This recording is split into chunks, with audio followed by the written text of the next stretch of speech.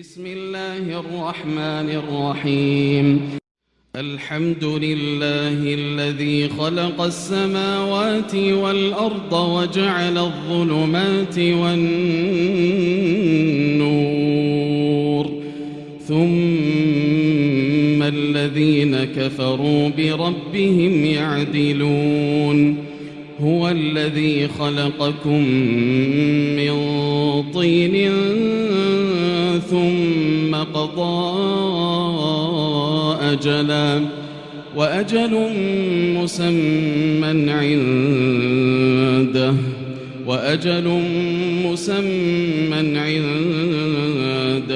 ثم أنتم تمترون. وهو الله في السماوات وفي الأرض يعلم سركم وجهركم ويعلم ما تكسبون. وما تأتيهم من آية من آيات ربهم إلا كانوا عنها معرضين. فقد كذبوا بالحق لما جاءهم،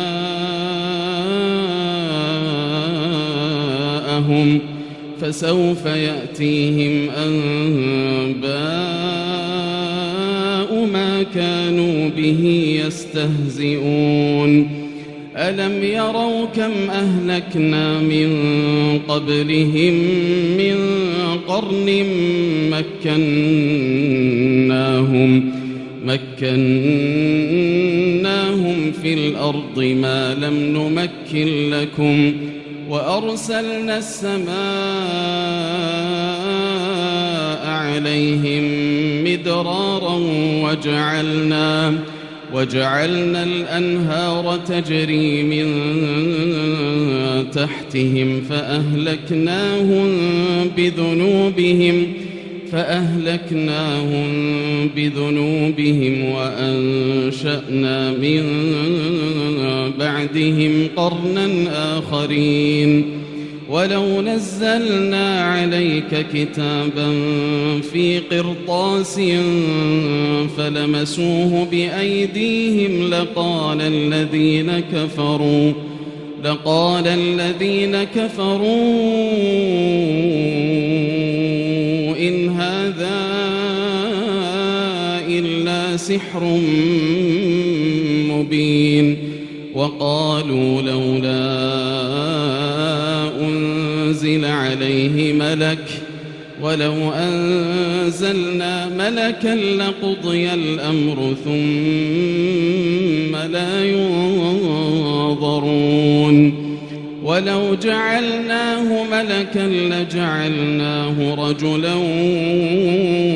وللبسنا عليهم ما يلبسون. ولقد استهزئ برسل من قبلك فحاق بالذين سخروا منهم ما كانوا به يستهزئون. قل سيروا في الأرض ثم انظروا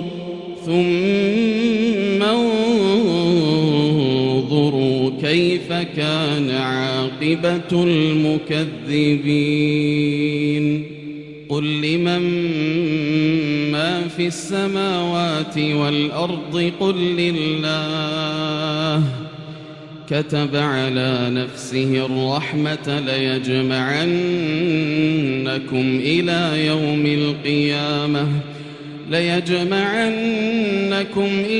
يوم القيامة لا ريب فيه.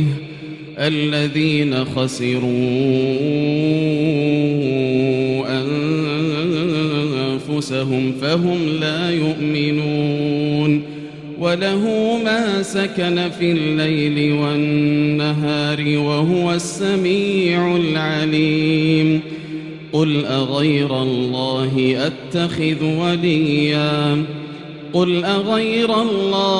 أتخذ وليا فاطر السماوات والأرض وهو يطعم ولا يطعم. قل إني أمرت أن أكون أول من أسلم قل إني أمرت أن أكون أول من أسلم ولا تكونن من المشركين قل إني أخاف إن عصيت ربي عذاب يوم عظيم من يصرف عنه يومئذ فقد رحمه من يصرف عنه يومئذ فقد رحمه وذلك الفوز المبين وإن يمسسك الله بضر فلا كاشف له إلا هو وإن يمسسك بخير فهو على كل شيء قدير وهو القاهر فوق عباده وهو الحكيم الخبير قل أي شيء أكبر شهادة قل الله شهيد بيني وبينكم وأوحي إلي هذا القرآن لأنذركم به ومن بلغ أئنكم لتشهدون أن مع الله آلهة أخرى قل لا أشهد قل إنما هو إله واحد وإنني بريء مما تشركون الذين آتيناهم الكتاب يعرفونه كما يعرفون أبناءهم الذين خسروا أنفسهم فهم لا يؤمنون ومن أظلم ممن افترى على الله كذبا أو كذب بآياته إنه لا يفلح الظالمون ويوم نحشرهم جميعا ثم نقول للذين أشركوا أين شركاؤكم الذين كنتم تزعمون ثم لم تكن فتنتهم إلا أن قالوا والله ربنا ما كنا مشركين انظر كيف كذبوا على أنفسهم وضل عنهم ما كانوا يفترون ومنهم من يستمع إليك وجعلنا على قلوبهم أكنة أن يفقهوه وفي آذانهم وقرا وإن يروا كل آية لا يؤمنوا بها حتى إذا جاءوك يجادلونك يقول الذين كفروا إن هذا إلا أساطير الأولين وهم ينهون عنه وينأون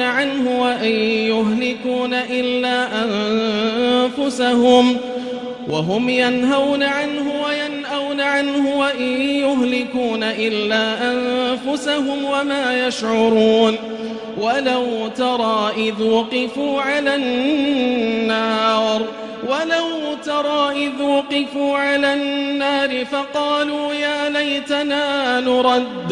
فقالوا يا ليتنا نرد ولا نكذب بآيات ربنا ونكون من المؤمنين بل بدا لهم ما كانوا يخفون من قبل ولو ردوا لعادوا لما نهوا عنه وإنهم لكاذبون وقالوا إن هي إلا حياتنا الدنيا وما نحن بمبعوثين ولو ترى إذ وقفوا على ربهم قال أليس هذا بالحق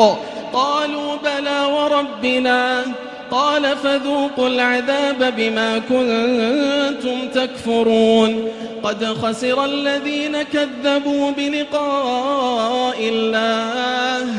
حتى إذا جاءتهم الساعة بغتة قالوا يا حسرتنا على ما فرطنا فيها وهم يحملون أوزارهم على ظهورهم ألا ساء ما يزرون وما الحياة الدنيا إلا لعب ولهو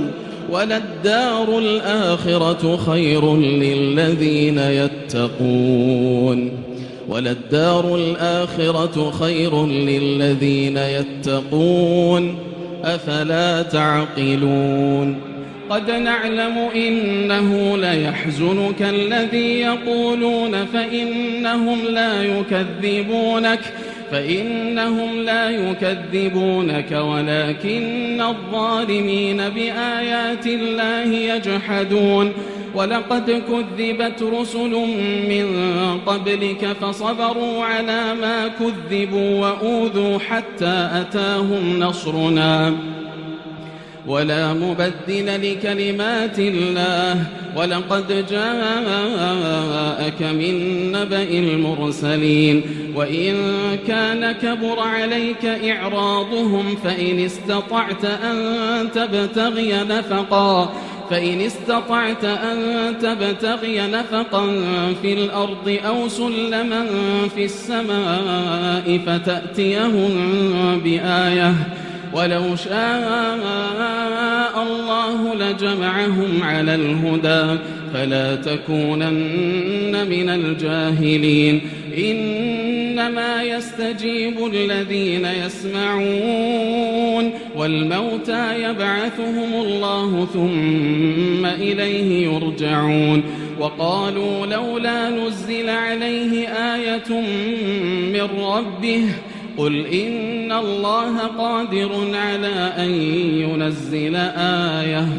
ولكن أكثرهم لا يعلمون وما من دابة في الأرض ولا طائر يطير بجناحيه إلا أمم أمثالكم ما فرطنا في الكتاب من شيء ثم إلى ربهم يحشرون والذين كذبوا بآياتنا صم وبكم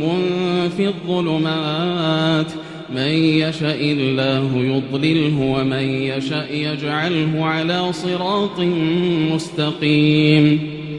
قل أرأيتكم إن أتاكم عذاب الله أو أتتكم الساعة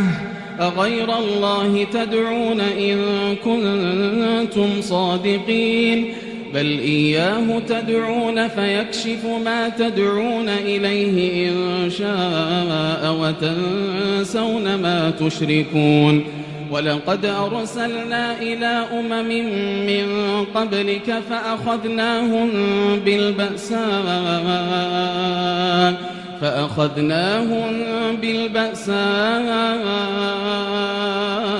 والضراء لعلهم يتضرعون فلولا إذ جاءهم بأسنا تضرعوا ولكن قست قلوبهم وزين لهم الشيطان ما كانوا يعملون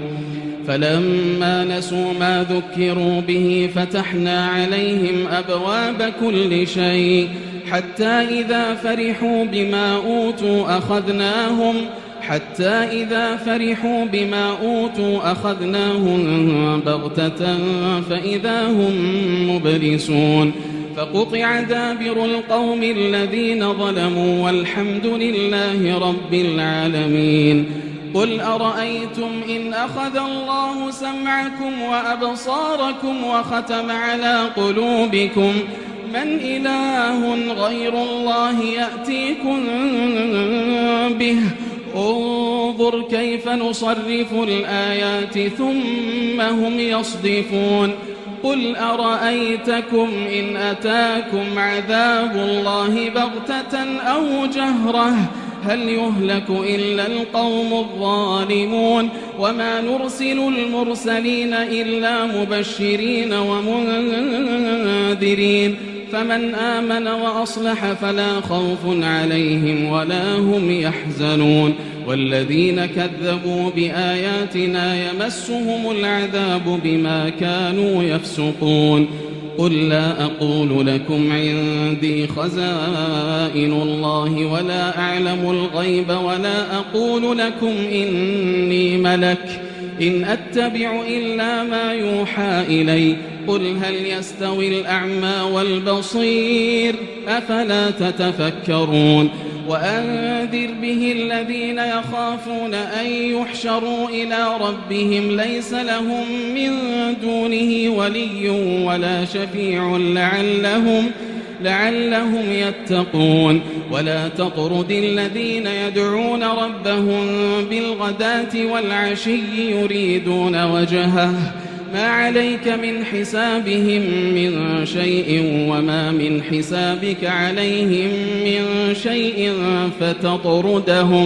فتطردهم فتكون من الظالمين وكذلك فتنا بعضهم ببعض ليقولوا أهؤلاء من الله عليهم من بيننا أليس الله بأعلم بالشاكرين وإذا جاءك الذين يؤمنون بآياتنا فقل سلام عليكم كتب ربكم على نفسه الرحمة أنه من عمل منكم سوءا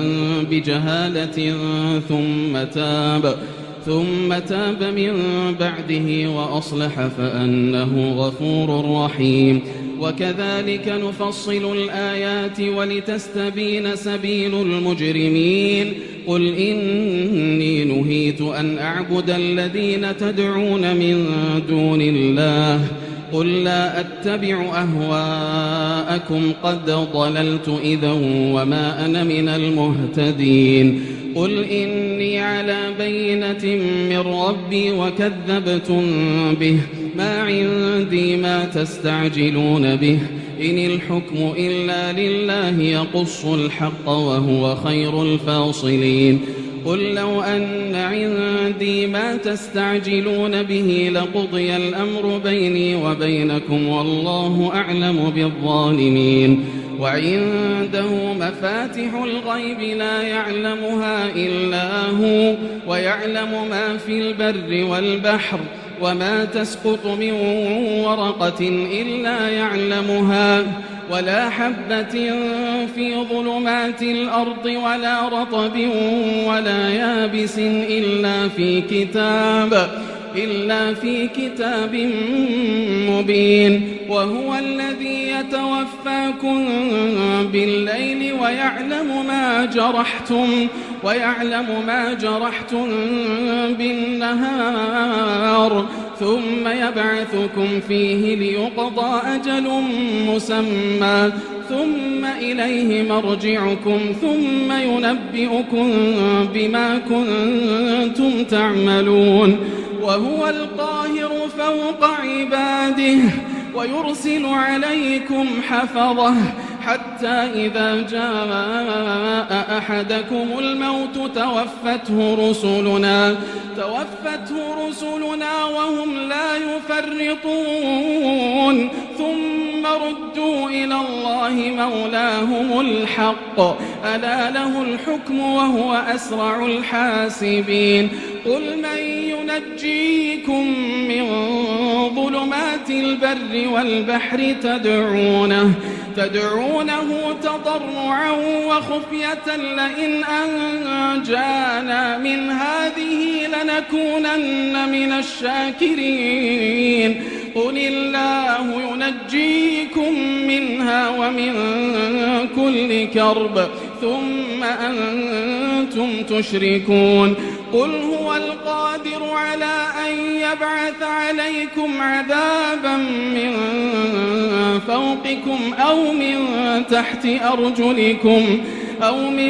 تحت أرجلكم أو يلبسكم شيعا ويذيق بعضكم بأس بعض انظر كيف نصرف الآيات لعلهم يفقهون وكذب به قومك وهو الحق قل لست عليكم بوكيل لكل نبأ مستقر وسوف تعلمون وإذا رأيت الذين يخوضون في آياتنا فأعرض عنهم حتى يخوضوا في حديث غيره، وإما ينسينك الشيطان فلا تقعد بعد الذكرى مع القوم الظالمين. وما على الذين يتقون من حسابهم من شيء ولكن ذكرى لعلهم يتقون. وذر الذين اتخذوا دينهم لعبا ولهوا وغرتهم الحياة الدنيا، وذكر به أن تبسل نفس بما كسبت ليس لها من دون الله ولي ولا شفيع، وإن تعدل كل عدل لا يؤخذ منها. أولئك الذين أبسلوا بما كسبوا لهم شراب من حميم وعذاب أليم بما كانوا يكفرون. قل أندعو من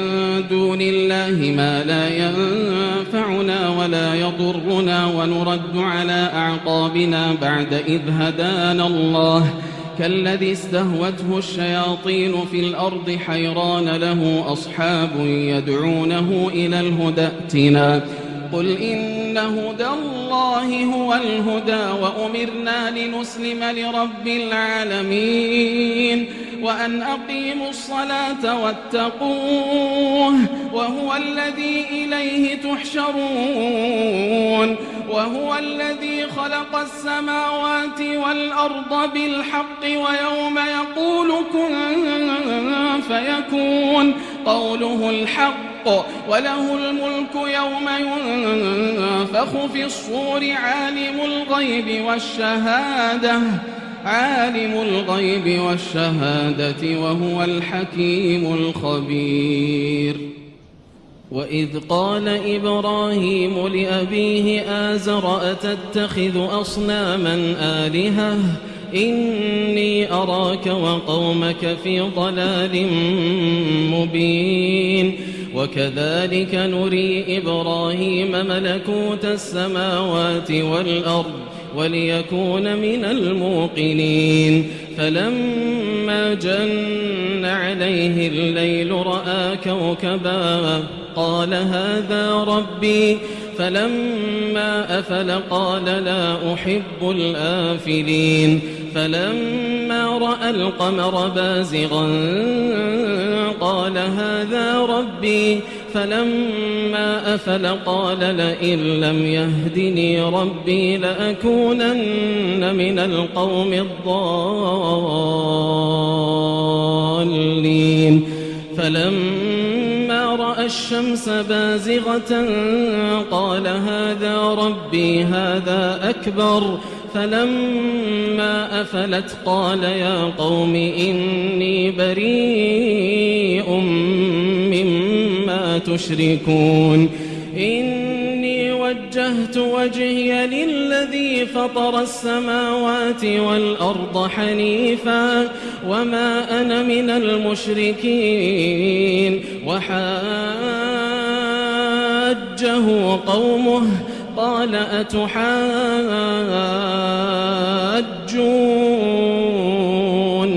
في الله وقد هدان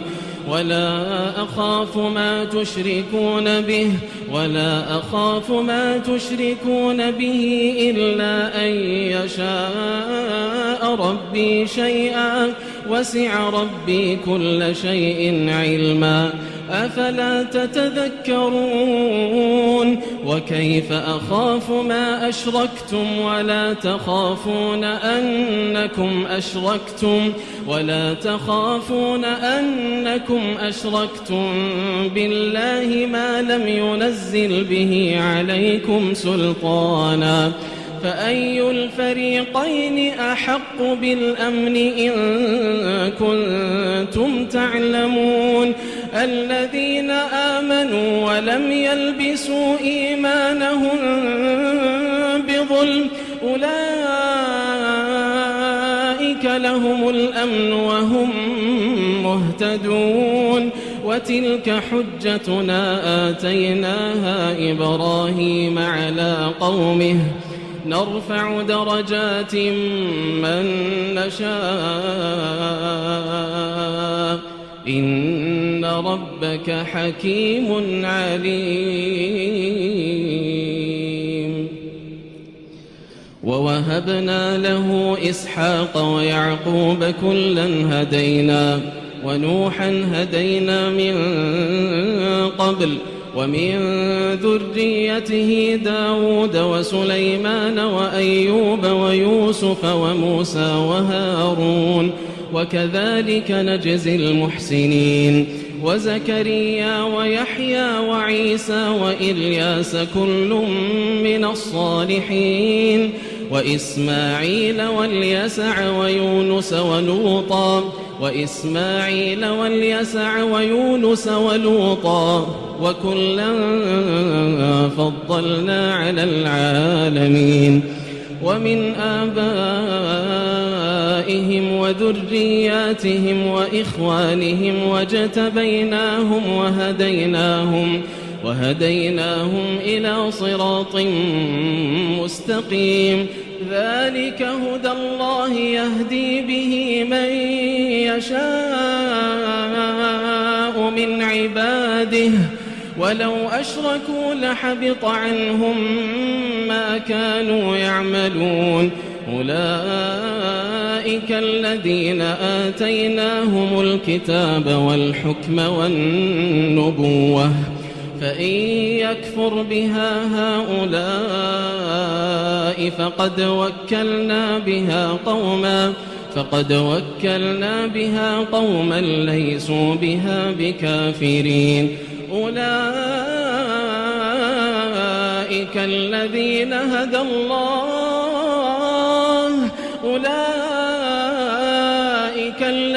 هدى الله فبهداه مقتده. قل لا أسألكم عليه أجرا إن هو إلا ذكرى للعالمين. وما قدروا الله حق قدره إذ قالوا ما أنزل الله على بشر من شيء. قل من أنزل الكتاب الذي جاء به موسى نورا وهدى للناس تجعلونه قراطيس تبدونها وتخفون كثيرا وعلمتم ما لم تعلموا أنتم ولا آباؤكم قل الله ثم ذرهم في خوضهم يلعبون. وهذا كتاب أنزلناه مبارك مصدق الذي بين يديه ولتنذر أم القرى ومن حولها والذين يؤمنون بالآخرة يؤمنون به وهم على صلاتهم يحافظون. ومن أظلم ممن افترى على الله كذبا أو قال أوحي إلي ولم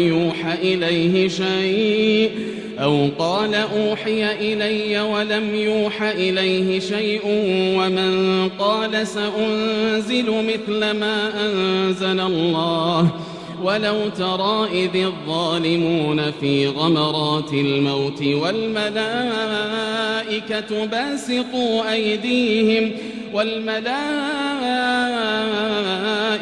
باسطوا أيديهم أخرجوا أنفسكم اليوم تجزون عذاب الهون بما كنتم تقولون على الله غير الحق وكنتم عن آياته تستكبرون. ولقد جئتمونا فرادا كما خلقناكم أول مرة وتركتم ما خولناكم وراء ظهوركم وما نرى معكم شفعاءكم الذين زعمتم أنهم فيكم شركاء لقد تقطع بينكم وضل عنكم ما كنتم تزعمون إن الله فالق الحب والنوى يخرج الحي من الميت ومخرج الميت من الحي ذلكم الله فأنى تؤفكون فالق الإصباح وجعل الليل سكنا والشمس والقمر حسبانا ذلك تقدير العزيز العليم وهو الذي جعل لكم النجوم لتهتدوا بها في ظلمات البر والبحر قد فصلنا الآيات لقوم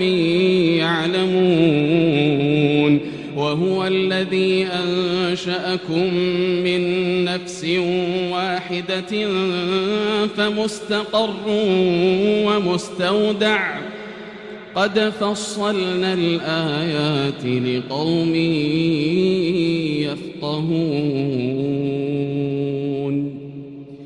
وهو الذي أنزل من السماء ماء فأخرجنا به نبات كل شيء فأخرجنا منه خضرا نخرج منه حبا متراكبا ومن النخل من طلعها قنوان دانية وجنات من أعناب والزيتون والرمان مشتبها وغير متشابه انظروا إلى ثمره إذا أثمر وينعه إن في ذلكم لآيات لقوم يؤمنون وجعلوا لله شركاء الجن وخرقوا له بنين وبنات بغير علم سبحانه وتعالى عما يصفون بديع السماوات والأرض أنى يكون له ولد ولم تكن له صاحبة وخلق كل شيء وهو بكل شيء عليم ذلكم الله ربكم لا إله إلا هو خالق كل شيء فاعبدوه وهو على كل شيء وكيل لا تدركه الأبصار وهو يدرك الأبصار وهو اللطيف الخبير قد جاءكم بصائر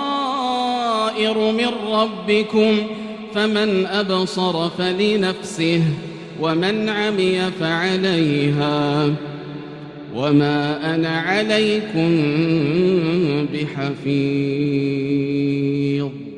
وكذلك نصرف الآيات وليقولوا درست ولنبينه لقوم يعلمون اتبع ما أوحي إليك من ربك لا إله إلا هو وأعرض عن المشركين ولو شاء الله ما أشركوا وما جعلناك عليهم حفيظا وما أنت عليهم بوكيل ولا تسبوا الذين يدعون من دون الله فيسبوا الله عدوا بغير علم كذلك زينا لكل أمة عملهم ثم إلى ربهم مرجعهم فينبئهم بما كانوا يعملون وأقسموا بالله جهد أيمانهم لئن جاءتهم آية ليؤمنن بها قل إنما الآيات عند الله وما يشعركم أنها إذا جاءت لا يؤمنون ونقلب أفئدتهم وأبصارهم كما لم يؤمنوا به أول مرة ونذرهم في طغيانهم يعمهون ولو أننا نزلنا إليهم الملائكة وكلمهم الموتى وحشرنا عليهم كل شيء قبلا ما كانوا ليؤمنوا إلا أن يشاء الله ولكن أكثرهم يجهلون وكذلك جعلنا لكل نبي عدوا شياطين الإنس والجن يوحي بعضهم إلى بعض زخرف القول غرورا ولو شاء ربك ما فعلوه فذرهم وما يفترون ولتصغى إليه أفئدة الذين لا يؤمنون بالآخرة وليرضوه وليقترفوا ما هم مقترفون أفغير الله أبتغي حكما وهو الذي أنزل إليكم الكتاب مفصلا والذين آتيناهم الكتاب يعلمون أنه منزل من ربك بالحق فلا تكونن من الممترين وتمت كلمة ربك صدقا وعدلا لا مبدل لكلماته وهو السميع العليم وإن تطع أكثر من في الأرض يضلوك عن سبيل الله إن يتبعون إلا الظن وإن هم إلا يخرصون إن ربك هو أعلم من يضل عن سبيله وهو أعلم بالمهتدين فكلوا مما ذكر اسم الله عليه إن كنتم بآياته مؤمنين وما لكم ألا تأكلوا مما ذكر اسم الله عليه وقد فصل لكم ما حرم عليكم إلا ما اضطررتم إليه وإن كثيرا ليضلون بأهوائهم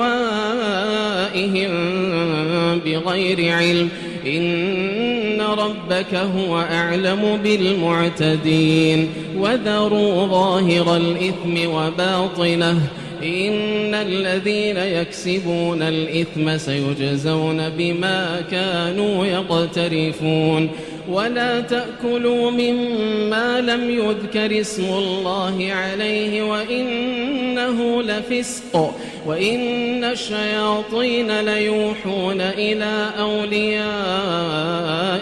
ليجادلوكم وإن أطعتموهم إنكم لمشركون أومن كان ميتا فأحييناه وجعلنا له نورا يمشي به في الناس كمن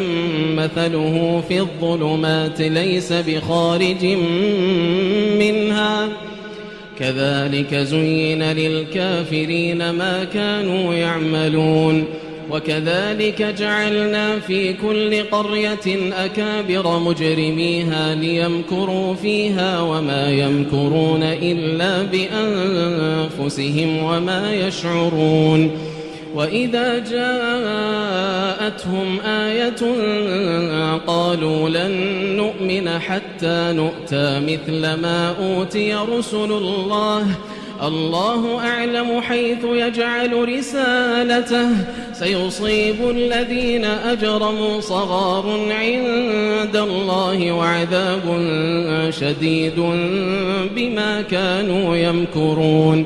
فمن يرد الله أن يهديه يشرح صدره للإسلام ومن يرد أن يضله يجعل صدره ضيقا حرجا كأنما يصعد في السماء كذلك يجعل الله الرجس على الذين لا يؤمنون وهذا صراط ربك مستقيما قد فصلنا الآيات لقوم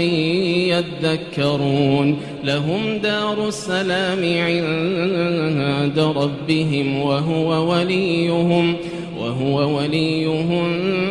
بما كانوا يعملون ويوم يحشرهم جميعا يا معشر الجن قد استكثرتم من الإنس وقال أولياؤهم من الإنس ربنا استمتع بعضنا ببعض وبلغنا أجلنا الذي أجلت لنا قال النار مثواكم خالدين فيها إلا ما شاء الله إن ربك حكيم عليم وكذلك نولي بعض الظالمين بعضا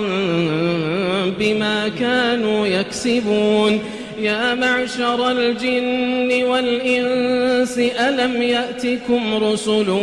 منكم يقصون عليكم آياتي وينذرونكم لقاء يومكم هذا قالوا شهدنا على أنفسنا وغرتهم الحياة الدنيا وشهدوا على أنفسهم أنهم كانوا كافرين ذلك أن لم يكن ربك مهلك القرى بظلم وأهلها غافلون ولكل درجات مما عملوا وما ربك بغافل عما يعملون وربك الغني ذو الرحمة إن يشأ يذهبكم ويستخلف من بعدكم ما يشاء كما أنشأكم من ذرية قوم آخرين إنما توعدون لآت وما أنتم بمعجزين قل يا قوم اعملوا على مكانتكم إني عامل فسوف تعلمون من تكون له عاقبة الدار إنه لا يفلح الظالمون وجعلوا لله مما ذرأ من الحرث والأنعام نصيبا فقالوا هذا لله بزعمهم وهذا لشركائنا فما كان لشركائهم فلا يصل إلى الله وما كان لله فهو يصل إلى شركائهم ساء ما يحكمون وكذلك زين لكثير من المشركين قتل أولادهم شركاؤهم ليردوهم وليلبسوا عليهم دينهم ولو شاء الله ما فعلوه فذرهم وما يفترون وقالوا هذه أنعام وحرث حجر لا يطعمها إلا من نشاء بزعمهم وأنعام حرمت ظهورها وأنعام لا يذكرون اسم الله عليها افتراء عليه سيجزيهم بما كانوا يفترون وقالوا ما في بطون هذه الأنعام خالصة لذكورنا ومحرم على أزواجنا وإن يكن ميتة فهم فيه شركاء سيجزيهم وصفهم إنه حكيم عليم. قد خسر الذين قتلوا أولادهم سفها بغير علم وحرموا ما رزقهم الله افتراء على الله قد ضلوا وما كانوا مهتدين. وهو الذي أنشأ جنات معروشات وغير معروشات والنخل والزرع مختلفا أكله والزيتون والرمان متشابها وغير متشابه كلوا من ثمره إذا أثمر وآتوا حقه يوم حصاده ولا تسرفوا إنه لا يحب المسرفين. ومن الأنعام حمولة وفرشا كلوا مما رزقكم الله ولا تتبعوا خطوات الشيطان إنه لكم عدو مبين. 8 أزواج من الضأن 2 ومن المعز 2 قل الذكرين حرم أم الأنثيين أما اشتملت عليه أرحام الأنثيين نبئوني بعلم إن كنتم صادقين. ومن الإبل 2 ومن البقر 2 قل الذكرين حرم أم الأنثيين أما اشتملت عليه أرحام الأنثيين أم كنتم شهداء إذ وصاكم الله بهذا فمن أظلم ممن افترى على الله كذبا ليضل الناس بغير علم إن الله لا يهدي القوم الظالمين. قل لا أجد فيما أوحي إلي محرما على طاعم يطعمه إلا أن يكون ميتة أو دما مسفوحا أو لحم خنزير فإنه رجس أو فسقا أهل لغير الله به فمن اضطر غير باغ ولا عاد فإن ربك غفور رحيم. وعلى الذين هادوا حرمنا كل ذي ظفر ومن البقر والغنم حرمنا عليهم شحومهما إلا ما حملت ظهورهما أو الحوايا أو ما اختلط بعظم ذلك جزيناهم ببغيهم وإنا لصادقون. فإن كذبوك فقل ربكم ذو رحمة واسعة ولا يرد بأسه عن القوم المجرمين. سيقول الذين أشركوا لو شاء الله ما أشركنا ولا آباؤنا ولا حرمنا من شيء كذلك كذب الذين من قبلهم حتى ذاقوا بأسنا. قل هل عندكم من علم فتخرجوه لنا إن تتبعون إلا الظن وإن أنتم إلا تخرصون. قل فلله الحجة البالغة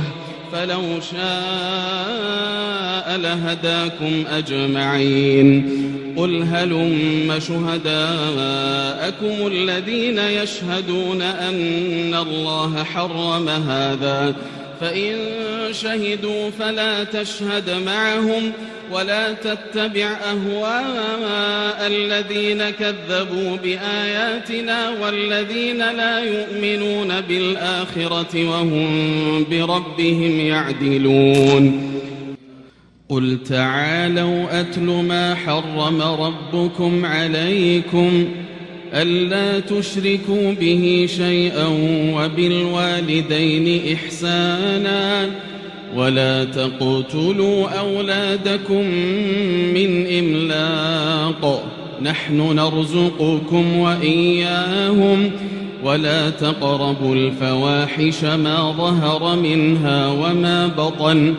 ولا تقتلوا النفس التي حرم الله إلا بالحق ذلكم وصاكم به لعلكم تعقلون. ولا تقربوا مال اليتيم إلا بالتي هي أحسن حتى يبلغ أشده وأوفوا الكيل والميزان بالقسط لا نكلف نفسا إلا وسعها وإذا قلتم فاعدلوا ولو كان ذا قربى وبعهد الله أوفوا ذلكم وصاكم به لعلكم تذكرون. وأن هذا صراطي مستقيما فاتبعوه ولا تتبعوا السبل فتفرق بكم عن سبيله ذلكم وصاكم به لعلكم تتقون. ثم آتينا موسى الكتاب تماما على الذي أحسن وتفصيلا لكل شيء وهدى ورحمة لعلهم بلقاء ربهم يؤمنون. وهذا كتاب أنزلناه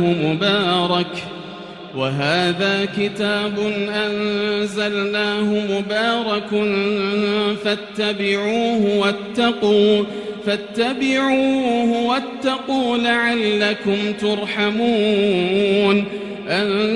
تقولوا إنما أنزل الكتاب على طائفتين من قبلنا وإن كنا عن دراستهم لغافلين. أو تقولوا لو أنا أنزل علينا الكتاب لكنا أهدى منهم فقد جاءكم بينة من ربكم وهدى ورحمة فمن أظلم ممن كذب بآيات الله وصدف عنها سنجزي الذين يصدفون عن آياتنا سوء العذاب بما كانوا يصدفون. هل ينظرون إلا أن تأتيهم الملائكة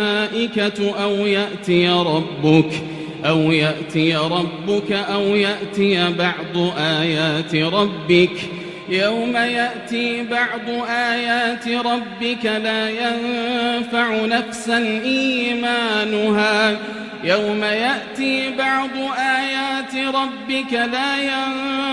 نفسا إيمانها لم تكن آمنت من قبل أو كسبت في إيمانها خيرا قل انتظروا إنا منتظرون. إن الذين فرقوا دينهم وكانوا شيعا لست منهم في شيء إن الذين فرقوا دينهم وكانوا شيعا لست منهم في شيء إنما أمرهم إلى الله ثم ينبئهم بما كانوا يفعلون من جاء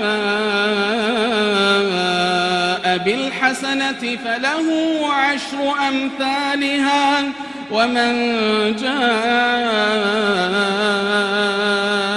بالسيئة فلا يجزى إلا مثلها وهم لا يظلمون قل إنني هداني ربي إلى صراط مستقيم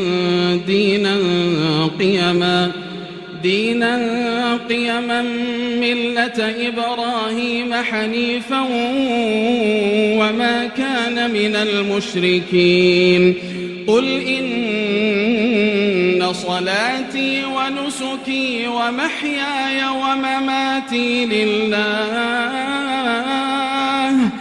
قل إن صلاتي ونسكي ومحياي ومماتي لله رب العالمين لا شريك له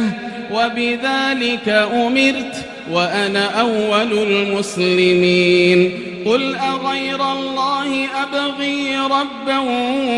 وهو رب كل شيء ولا تكسب كل نفس إلا عليها ولا تزر وازرة وزر أخرى ثم إلى ربكم مرجعكم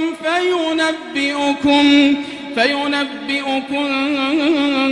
بما كنتم فيه تختلفون وهو الذي جعلكم خلائف الأرض ورفع بعضكم فوق بعض درجات ليبلوكم فيما آتاكم إن ربك سريع العقاب